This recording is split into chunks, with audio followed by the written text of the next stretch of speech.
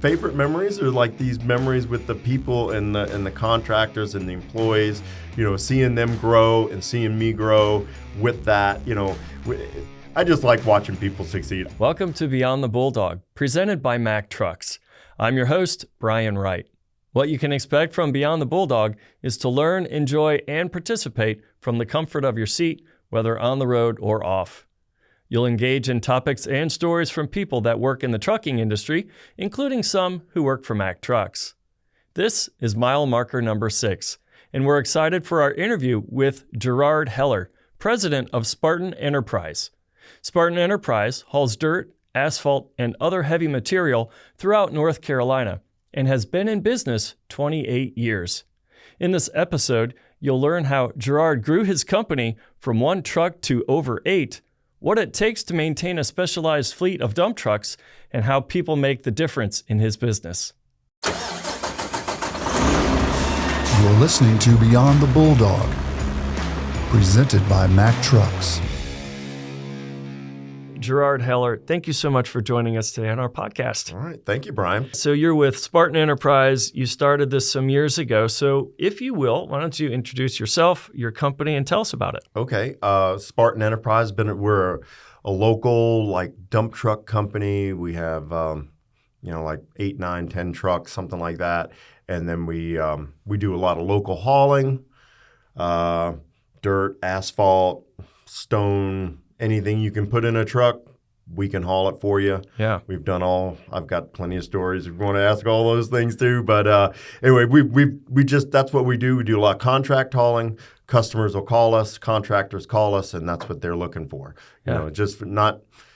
We're the in-between, a contractor having, going out and, I need dump trucks, and going out and buying 10 trucks. And then next week or 2 weeks later, they're like, they don't have the need for those trucks. Why keep that? So that just keeps me. Got it. It keeps me going, keeps them going. They don't have to manpower. They don't have to buy trucks. Yep. So I'm their outlet for that. Yeah, Yep. That's terrific.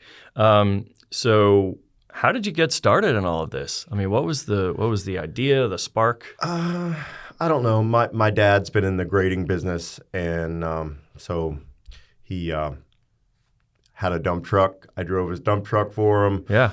Anyway, so we just got into that, and then it seemed like it's a need for it, so I went out and got my own truck. So how would you define the need? Like what was it that's like, man, that's it. People need this service. Obviously, it's with construction, right? So for the grading, they need to move whatever the material is. Well, I guess it started with being in the grading business. You kind of have that where you have an extra truck sitting around or a truck sitting around that's not getting used. So there were these brokers out there, and they're like, hey, if you don't need your truck, we can put it to work when you're not using it for your business. I was like, okay, well, this seems to work out good. Mm-hmm. And that's how we kind of just fell into that niche of being able to be just a contract hauler. Nice. Nice. So we're in North Carolina. Mm-hmm. What is your region? Like how big is local?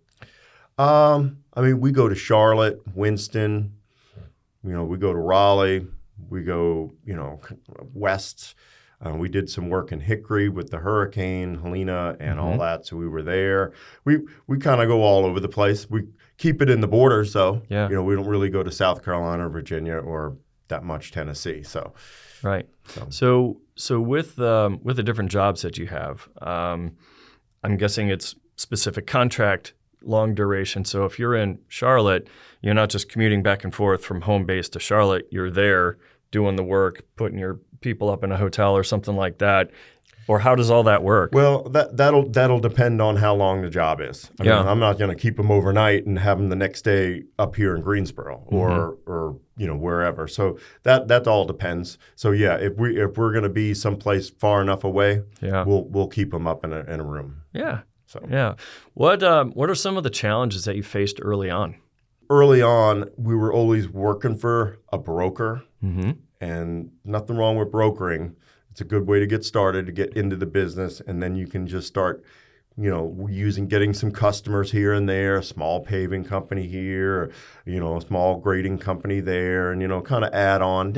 That's the brokers, they take a percentage out. So You're not making as much money, so you can't make a lot of money real quick, Right. because you don't have the customer. So that's one of the things that, I mean, I do brokering myself. I try not to charge my subcontractors, Sure. Percentage, but you got to sometimes. Yeah. Well, I mean, a broker's going to have the opportunities, and obviously being able to share that, they get a cut of it too. Yeah, I always tell these guys, I said, hey, just, if you meet somebody and needs one truck for one day, one time a week, jump on it. It's a start. You want to get your foot in the door. Yeah. So It's a relationship business. yes, it is. It's all about relationships and knowing other people, trying to piss people off. Right. You always want to stay on the good side. Yeah. Even if they don't treat you right, just leave it alone. They may not. I mean, I'm not somebody I'm not a hothead, never been that. So I always, if I don't like something, I just say, hey, sorry, no thanks. I'll maybe next time. I'm not going to tell them how I really felt. It's how long now that you've been in business? May will be 28 years. Well, actually, it is 28 years. So, Congratulations. Okay. Yeah, 28 years. That is amazing. Yeah. That really is. So I'm guessing, do you have customers that go all the way back to the beginning? Oh, no. Obviously, it was brokerage at the beginning. I have relationships that go back that far. Yeah. Some of the customers, they may, let's just say, they may have changed companies. Maybe that company's not around anymore. Maybe they don't use me anymore. But some of the employees that worked, and maybe they've moved up in the line, and now Gerard, he's a good guy. We can use his trucks. They're always dependable. That's a really important part. When you say you're going to be there, you need to be there. Try your best. So. Yeah, of course. It's the word integrity. Do as you say as you do. That's right. Very, very critical when you're moving earth and people have deadlines. Yeah. All right. So 28 years ago, you started your business. Was it just one truck, or did you have more than one? No. There's a long story behind that too. But yeah, I had one truck. We have time. I had one truck for about 5 years, and I always tell this story to somebody. Like, well, why'd you go out and get another truck? I was like, well, I was asking my father-in-law if I could marry his daughter, and he said, well, how are you going to support her? And I was like, well, I got this business. And he goes, yeah, but you just have one truck, and you're going to be able to do that? You're going to make the same amount of money every year, because that was pretty consistent. It was like within $1,000 to $2,000 for about 5 years, the same dollar amount, Yeah. And I was like, you're probably right. So he's maybe the one that spurred it on to go ahead and get my. It's a big deal. It's a dive to get in there to go, because it's one thing when you have one truck and you're going out and you're doing to have like an employee, and now you have extra insurance, and then you're not really you're not going to make the same amount of money that you are when you're driving it, because you're going to really take care of that truck a lot. Not saying that my guys don't take care of the trucks, they do. But just it's a bigger dive. You're not getting your money back as much as when you're that. Your profit margin really dives. Mm-hmm. So it's like you'd almost need 3 extra trucks to make the same amount that when you were just driving one. Right. So I just added on little by little. Yep. Go out and buy a used truck, and drove all over the place. Bought one from South Carolina, put an axle underneath it, made it a tri-axle. So nice. Just a little slow progression. I'm not an aggressive guy. I'm not going to go out and buy 10 brand new trucks. Maybe not a good idea if you don't have the work. My son even asked me that the other day. He goes, well, Dad, why don't you just go buy a handful more trucks or 3-4 more trucks? I was like, son, we don't have the work right now, so we can only grow as fast as the work is there. Yeah. So, and that's huge. Thinking about going from one truck to 2, you're doubling your cost for maintenance. Yep. Perhaps there's a note on the truck, then you have to pay that off. Mm-hmm. Well, then you have to double your work, so that person can also be busy and pay them as well, plus the other things. So you mentioned maybe 3 more trucks is where you can really start kind of a sweet spot, right? Where I think so. It starts working, the business is consistent, and obviously your commitment to your word is there too. But that's when it really starts picking up. But, that's the growing pain, right? Yeah. Well, when you get into 3 or 4 more trucks now, it's like you just can't be in the truck anymore. You have to be able. See, I'm a maintenance guy. When my guys call me, hey, I got a problem, I like to go out there and I can fix it. Yeah. 9 times out of 10, it's something simple. I can fix it. Mm-hmm. But if I'm in the dump truck and this guy calls me from the other side of town or another city over, I'm like, oh, it just drove me nuts. So I just kind of Right. got to a sweet spot enough that I didn't need to be in the truck, and I could do, my guys are always like, I'm always there when they come in. Like, what's going on with the truck? What do I need to do? Yeah. You got a tire going down. You got a little problem here. I can take care of that. So my day really starts around 5 o'clock. Understood. I fooling around during the daytime getting stuff done, but I'm always there at the shop at 5 o'clock. What you need. Sometimes I go home early. Sometimes I don't. So, well, that's the responsibility of it. Yeah. Got to get the job done, right? Yeah, that's right. And if your fleet's working and in order, you're good to go. But if it's not, you got to get it going. That's right. This year, Mack Trucks celebrates its 125th anniversary and the release of our new flagship truck, Mack Pioneer.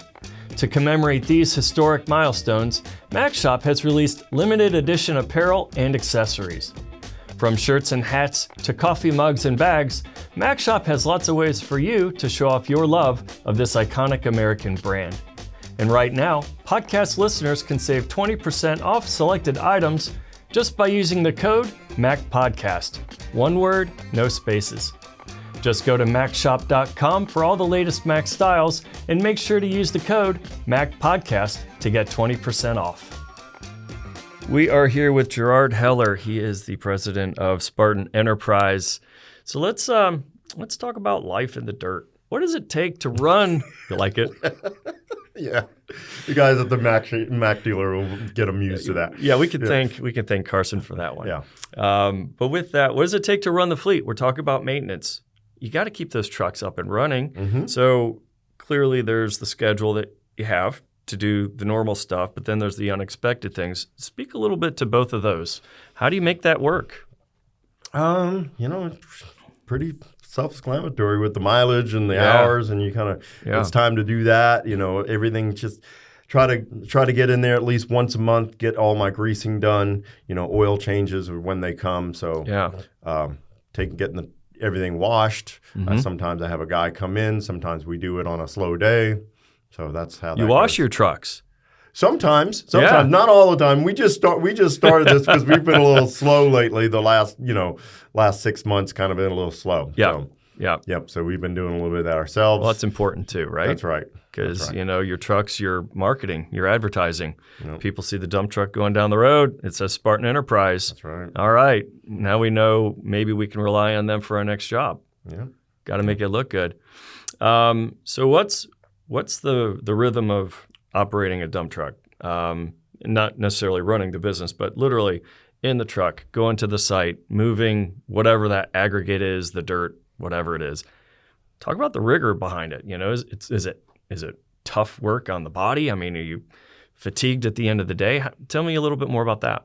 Well, definitely when I go out there and I fill in for a driver 1 day or 2 days, it's a little tough on me. It's like that third day when I'm filling in. It's like, for me, it's easy. But my guys they're tough, man. They get out there and they're beating and banging, and they're, these job sites are not always smooth. You're not going from hard top to hard top. You're going from rough to rough, and in between it may be smooth, but it's rough out there. It's rough out there. So they're getting knocked around. It's just got to be, when you get in and out of the site, you got to be real safe about it. You got to have your eyes on, your head on a swivel, but you keep looking.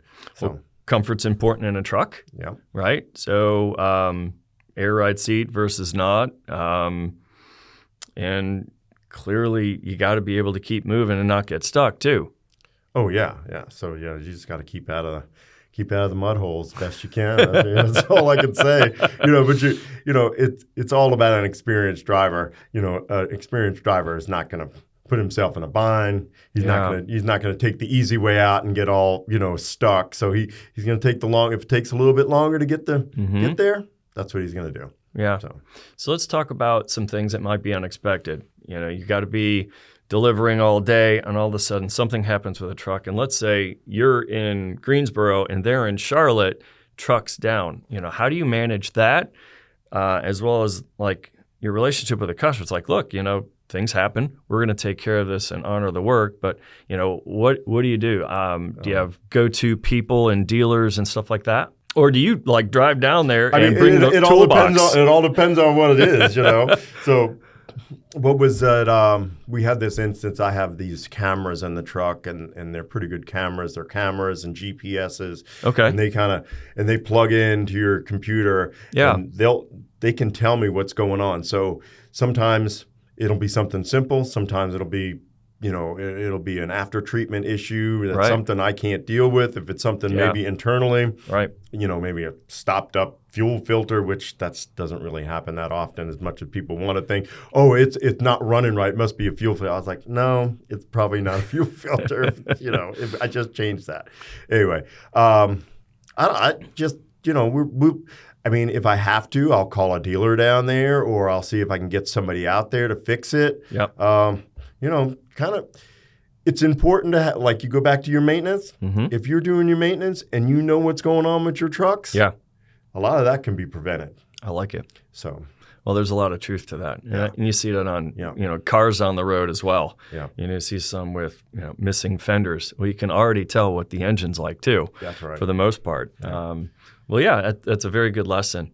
So you have some Mack granites. Yes. How do they work for you? Tell me about your experience with them. Let's see. I have a range of Mack granites all the way from a couple 08s all the way up to 25, and they work great for me. I love the MP7. I love the MP8. I'm very familiar with it. I was telling you earlier about how just knowing the truck. It may not be. It's a great truck, but your familiarity with it is important. That you can, when my drivers call me and they say, "Hey, something's going on. I can smell coolant," and I'm like, "Well, pull over. What you got going on? Yeah. What do you see? You see something? Explain it to me. What you're looking at? Yeah. So I can go that route. The Macks. I just like the Macks. I don't know. I haven't had any other trucks other than that. I've had a couple of Western Stars. Yeah. They work fine too. But I just like the Macks. They're Yeah. smooth riding, Uh-huh. good power. The M drive is fantastic. I was really going to ask smooth. you about that. Really smooth. So How do you spec your trucks? Like what engine? I mean, you're looking for maximum power. You're looking for efficiency. I mean, with what you do, what are you trying to find in a truck? I'm doing both of that. I don't want to get too much power, but I still want my fuel economy. Yeah. So that's where I'm looking at. So some of the trucks are getting good fuel economy with 7 to 7.5 miles per gallon. Some are a little bit less than that. Some are getting better. Mm-hmm. In a dump truck. Yeah, in a dump truck. Yeah. And it all depends on the driver. Right. If the driver's hot rodding and he's you may not be going fast, but there's a certain extent from going 0 to getting to that speed limit. Yeah. You can go easy. Yep. Or you can go fast to get there. That's where you're going to use your fuel. So you want your driver to be taking his time, going consistent all day. Mm-hmm. I really like the MP8. Yeah. We've been speccing them lately with 445 horsepower, and the M drive is fantastic. That's where I'm getting all my fuel economy with a 379 rear. Yeah. So how do you choose the dump body? Have you bought new, or has it just been a used truck with a body already on it? Tell me about how you determine what that is for your business. I kind of like to variate a little bit because some applications when we go out there, let's just say we go into a small paving company, he may only have a skid steer. He can't lift his machine and start. So some of them have lower sides. Right. Some of them have higher sides. The last 3 times I've been getting these slanted beds on them, and they seem to work well. Kind of getting rid of that sideboard aspect of getting damaged, so it's just metal. Just metal. I'm like, oh, this is great. I don't have to replace any sideboards. But so the dump beds, I've been going with that. The high lift, this new innovation that they've had with these trucks with this high lift gate. Oh, it's fantastic, man.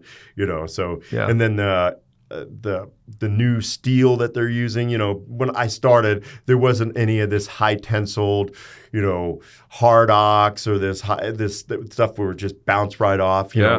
I was replacing a floor in a dump truck in a dump truck bed like every winter I was like, well, that one's going to need to get done. We'll be put that one on the schedule, pull that one in the shop, start taking the floor out and re-welding it and putting all that in. Now with these high tensile steel beds, there's no wearing out. I mean, they do, but not at the speed it was before. Just recently this winter, I had one that I replaced the last 8 feet of it. And it was a rounded bed, so I couldn't do it. Mm-hmm. So I like to weld. I have a weld machine, but I was like, it took like a real machine to make it rounded enough, and then they pulled it down, and I was like, I didn't have the equipment to do that. So that. Yeah. So I'm kind of glad I didn't have to do it. I understand. I like to get my hands dirty too when it comes to vehicles and stuff like that. But there are certain applications. It's like, all right, you take care of the tough stuff, and I'll work around that. Yeah, that's another thing I do. People are like, well, what do you do? I was like, I'll do everything outside the engine and the transmission. I mean, like this weekend, I finished up. I did. The brakes, I did all the brakes. Yep. I did the new cams and bushings, put new slack adjusters on it, adjusted everything, got it all. It was running great.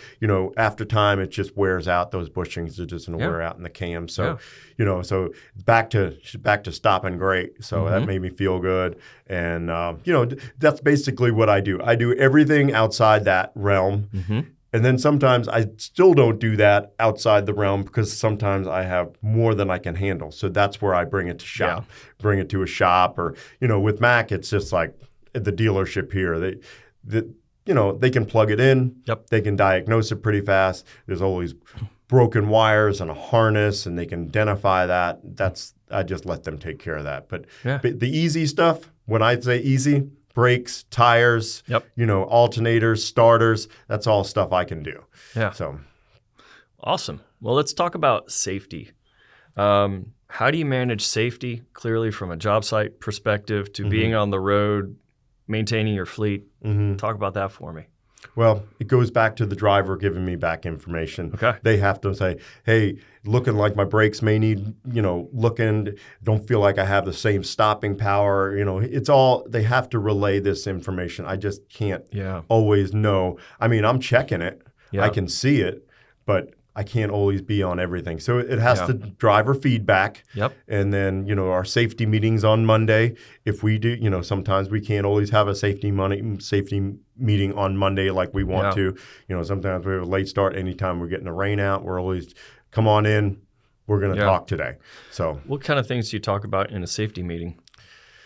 We're just trying to, you got to keep your eyes and ears on the road. We got to keep your, stay off our cell phones. You can have your headpiece, that's fine, but you can't have your handheld in your hand. Yeah. We're talking about that.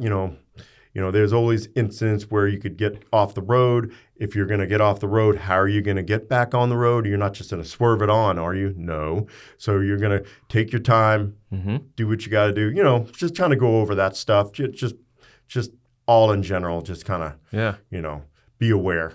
Be aware. Yeah. With the people that you bring on board to drive the trucks, are they typically experienced?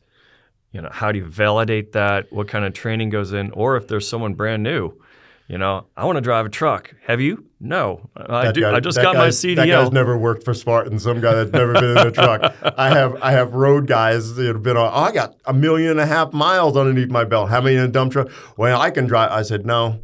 It's easy to go from A to B, but going in the job site and knowing what the contractor wants. Yeah. And then on the reverse side, let's just say you're getting loaded someplace, you get an asphalt. Going underneath these silos is not as simple as you think. You're just not riding up, and it's you have to be placed. There goes a lot of training in there. Yeah. Even if you do have some dump truck experience, that's still something you have to get trained in. And even if you say you have training, I'm still riding with you anyway.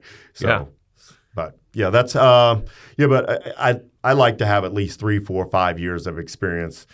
Coming in a dump truck. Sure. Yep. Well, it makes managing it easier. Yes. Right. You don't have to worry so much about the things that you would expect. Yeah. Right. It's more about the performance side. Yeah. So there's a lot of skill to driving these trucks. I mean, they're big, obviously heavy, loaded versus not, on a site. Whether it's wet, muddy, dry, gravel, sand, That's crazy. How do you make sure that everything works according to plan? Kind of goes back to that experience thing. Yeah. I mean, you just have to know what the difference between when you're loaded and when you're unloaded, and then you going around corners. You're got such a high, sense of gravity on that thing. The bed's sticking up high. It just takes time. It just takes time. You're going to have to work your way through it, and hopefully, you've got experience with somebody else. You've done the damage to somebody else's trucks, and then you can come to me and you already had that experience. That's just the way I look at it, man. It may be wrong, but that's just the way I just, I would never hire somebody out of school. Yep. Never had. Sorry, I could never. But you're gonna have to go through the bumps and bruises with somebody else. I just can't. Mm-hmm. But what you get from that is you're able to keep your word, right? Yeah, I mean, you go out there and the guy's not performing. It's just, I'm going to get that phone call. I always get that phone call. My contractors will let me know. Yeah. They're not going to let anything slide. They'll say, hey, he's not doing what he's thought, or, he's not doing what he's supposed to be. I tell him to come back. He's not. I was like, well, I'll call him and say, hey, is there a problem? Well, this guy, so sometimes there's a middle ground. Understood.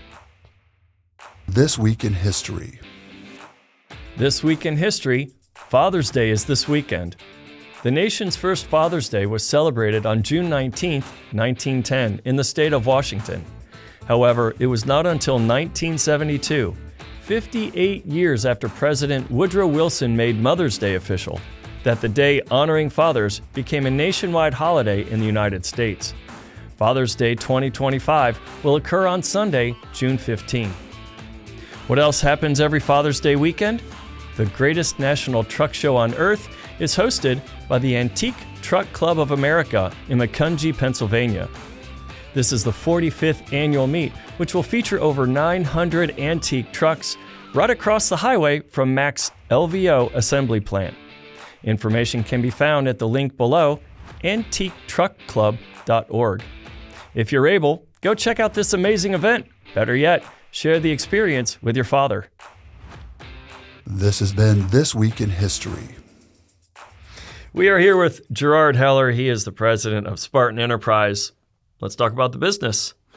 How do you run your business? You started 28 years ago running a dump truck. Now you've got a number of trucks, number of employees. How do you run it?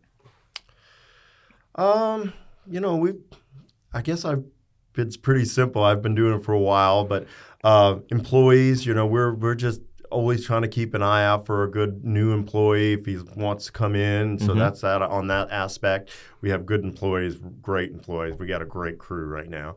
And and just money-wise, we're trying to estimate that when we do an estimation on the job a lot of my work it's already hourly. Yeah. It's already, they'll ask for tonnage jobs, but most of the time, if it's going to be like a 2, 3, 4 day job, we're just going to do it on an hourly basis. Yeah. I have an hour set rate for that, and we usually work from shop to shop. So when we leave our shop, our time starts. Nobody wins, nobody loses in that scenario. Right. When it comes to that. We accountant takes care of that part of that. So. Is that in-house or out, Half and half. Okay. My wife helps me with the business. Yep. She does all the accounting part, makes the year-end statements, and she does the stuff for the guys, their taxes and all that. So she does that part. I'm a hiring guy. I'm a driving. I'm going to fix it, and that's me. Yeah. So she's taking care of the office stuff. She does a great job with that. So how do you manage different types of seasons, right? Sometimes it's like, you just get all the work and you're running because it's busy and you want to capitalize. And then, as you mentioned this year, it's not as busy as it has been. Yeah. So how do you prepare for that? What do you do? You keep that nest egg. Okay. You never get rid of that nest egg until you know there's another, a good streak coming in. So you don't want to spend any of your capital until you get to that point. So you just try to hold it as best you can. Try to do some repairs if you're not going to be as busy. Yeah. Try to get some of the repairs in, but don't, spend all your money all in one shot. Right. Kind of, you don't want to get that. Oh, I know. So, We've I mean, always I've had that in years before where we just kind of, it got really slow, and I'm like, man, it's getting tough, and so then some contractors didn't like to pay, so you get into this, it turns into that perfect storm where it gets slow, and then somebody's not paying, and before you know it, you're like, man, I anyway, get it. I really don't want to go to that part. No, aspect I understand. Because it's just like, but that's the business side of it. Yeah, it happens, and it's it. not just. It gets ugly. It's not ugly just sometimes. in construction work. It's everywhere. I actually worked at Fastenal for a while. Okay. And I dealt with a company, and they built homes, and they would get paid after the home was built. So there would be a long time between when we sent them the products and when they paid. And so we'd have to go and visit and have that conversation, and they're like, we can give you a little bit, but we're pinching pennies because they have to manage their business too, right? They've got all the expense up front, and then they typically get paid towards the end. Yeah. And so managing that relationship can be difficult because, obviously business is about, I provide this and you pay that. And you want to get it in a timely manner too, without destroying the relationship, especially if it's late. I mean, I know people that are just like militant. I'm like, hey, sometimes you got to give them a little leeway. You can't be like, this is it, because if you go barging in the door every time they're 2 days late, it's not going to happen. I mean, they're going to be like, this is not the guy I want. But you don't want to be a pushover either, and just like, oh yeah, sure, we'll give you another 30 days. In my business, 30 days is it. Yep. 60, 45. That's asking a little bit too much. Understood. Because we've got just so much cost. Got to maintain the trucks, got to keep people paid, and insurance and everything else. What keeps you motivated? 28 years, man, you've been getting it done. I mean, it just comes really easy sometimes. When I say easy, I mean, it's just, things that used to just drive me nuts years ago, or just I want to pull my hair out, and my hair is so gray. There's a reason I got there. 2008, platinum. 2008 is this right here. That was a bad couple of years from 8 to 10. Yeah. But what keeps me going, man? It just comes easy, and when it's easy, it's fun. Yeah. So I wouldn't say fun per se. Sure. But hey, it makes it a little bit easier when you know what's coming, and you can manage it a little bit better. Well, it comes from experience, Experience, exactly. Yeah, So. and you kind of know what to expect. No, it's no longer a big shock when things happen. You just now know how to handle it. Yep. That's Very exactly cool. right. And you got people counting on you. Yeah. Right? I'm sure that's a motivator. I have employees that have family and children. It's not just about me making money. It's about keeping them busy. They have lives. They have to... they need this job, and I want to, it's just, that's another thing. I enjoy that aspect too. And, I've had lots of guys leave me to go to start their own business, or to even just move up to a bigger trucking company. I know I'm not the biggest trucking company in town, and I don't ever want to be that biggest trucking company in town.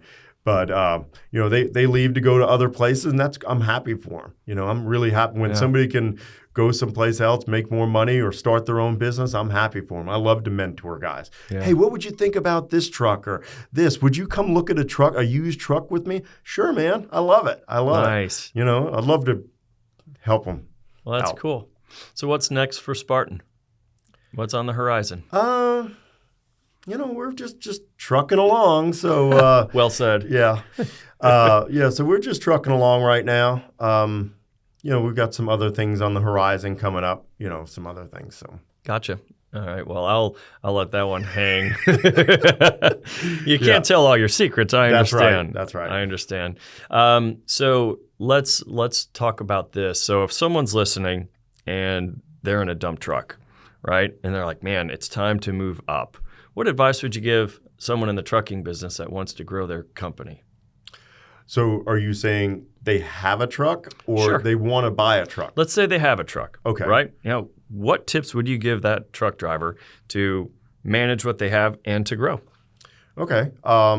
Like I said, we talked about it earlier. If you find somebody that's needing to, just grow in your business, marketing yourself, and put all your feelers out there and let people know that you're working and you want you want to expand. So that, and if you're doing a good job with what you got, the word of mouth will be, let everybody know that you're doing a good job. So relationships, right? When someone's happy, that's right. Say, who do you know? Yep.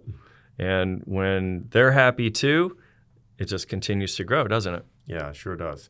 It sure does. Yep. All right. Well, we're almost done.